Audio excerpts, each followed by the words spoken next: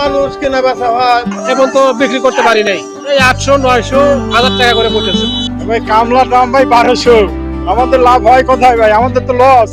কাকডাকা ভোর থেকে দাঁড়িয়ে আছে কিছু মানুষ, গায়ে জীর্ণ পোশাক, হাতে বাঁশের ঝাঁকা ও কোদাল। অপেক্ষা নিজেকে বিক্রি করার, তবে দাস কিংবা পণ্য হিসেবে নয়, বেচাকেনা হয় শ্রমিক হিসেবে। শ্রম বিক্রির হাটে এরা সকলেই পণ্য। তথ্য প্রযুক্তির এই যুগেও ক্ষুধা আর দারিদ্র্যের নির্মম আঘাতে নিম্ন আয়ের মানুষগুলো আজও নিজেকে বিক্রি করেন শ্রমের হাটে।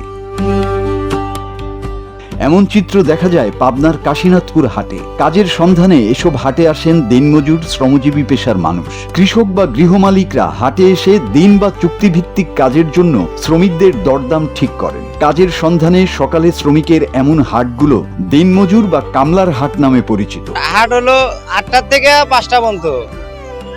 আজকে হাটের বাজার হলো 1100, 1150, 1200। না বিক্রি হয় নাই ভাই কামলার দাম ভাই 1200। আমাদের লাভ হয় কোথায় ভাই? আমাদের তো লস। এখন তো আমাদের কি করবো আমরা এটা বুঝে সারি পারি না, বুঝছেন? আমরা হিমশিম খাওয়া যায় হাটে এসে, হাটে কামলা দিতে পারি না, বড়ই কষ্টে আছি।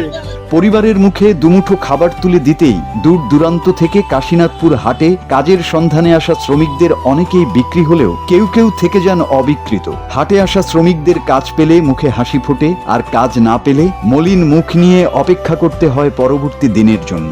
9টা থেকে 5টা পর্যন্ত কামলা বিক্রি হয়। আমি মনে করেন যে তাও 20-25 বছর ধরে এই হাটে রোজ রোজ বিক্রি করে আসি।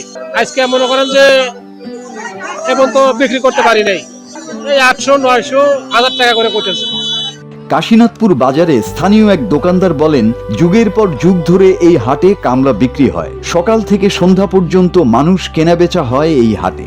কত আগে যে হয়েছে এটা আমারও মানে বলার জন্য তো প্রচুর মানে কামলা ওঠে, কামলা বিক্রি হয়।